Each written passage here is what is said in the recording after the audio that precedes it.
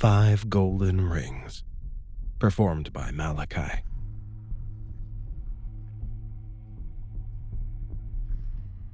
The dark star hovered above Marrowbone Village, like a coal caught in the teeth of the heavens, glowing faintly, pulsing with a rhythm I felt beneath my ribs more than I saw with my eyes.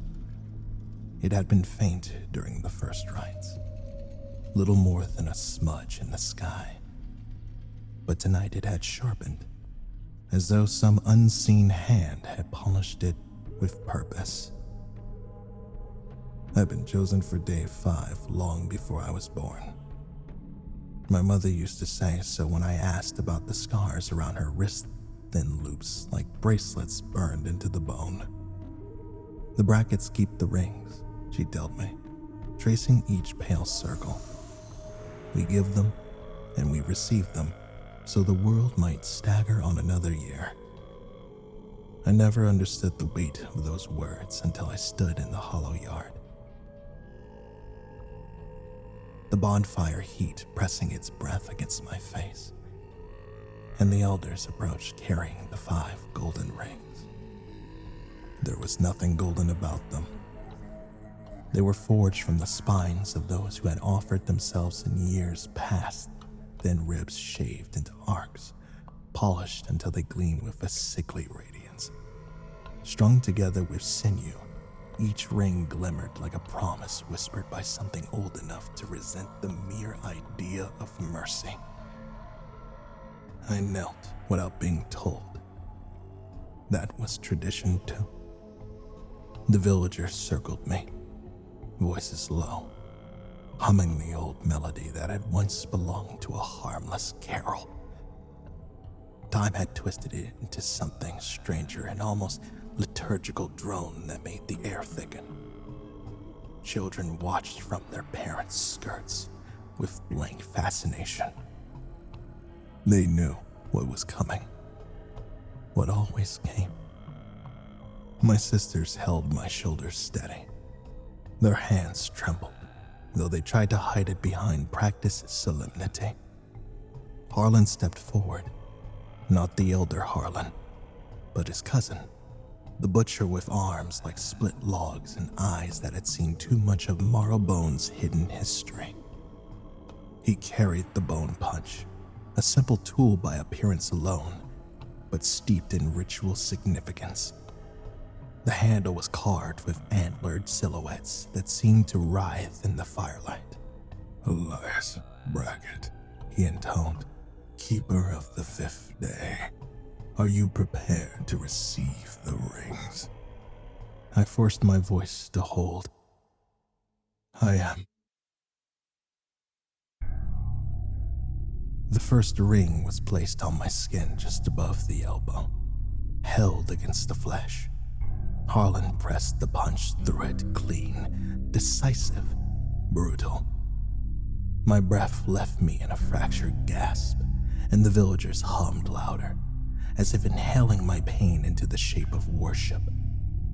Blood curled down my arms in threads that caught the firelight like molten gold. The second ring followed, then the third, each one threaded through the new wound, held fast by twine soaked in marrow oil. My vision blurred at the edges, swimming with the shimmer of the flames and the gleam of bone. By the 4th, I'd tasted iron on my tongue, not from blood, but from the strange way the world seemed to pulse in tandem with the dark star above. Something tugged at the corners of my perception, as if urging me to look up. By the time the 5th ring pierced my skin, I could no longer resist.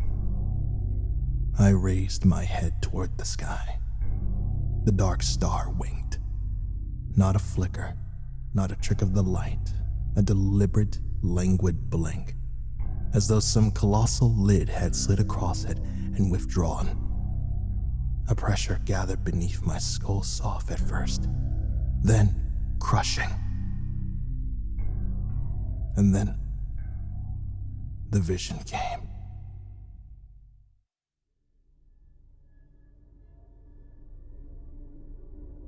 I found myself standing knee-deep in a black ocean, the waves moving without sound, without wind, without tide.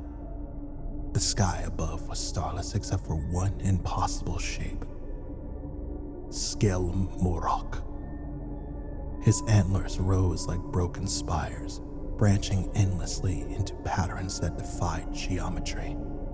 His body was buried beneath the sea, yet his presence pressed against me with the intimacy of breath on a window. The rings in my arms vibrated, singing faint notes that harmonized with the ancient thing watching me.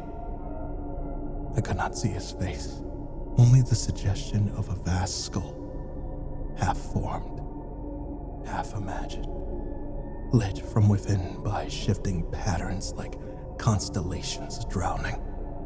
You carry the fifth weight. Something whispered. You bind me with your blood, and yet you come closer each year.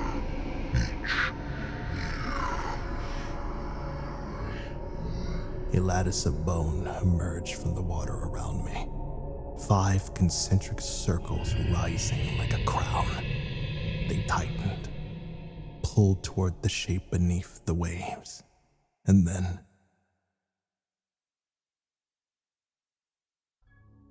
my sisters were shaking me, calling my name with voices they could not raise above sacred volume. The vision dissolved, leaving behind a taste like ancient dust. The villagers resumed their humming, torn between reverence and fear. Harlan tied off the final string, his hands careful, almost tender. Stand, Elias.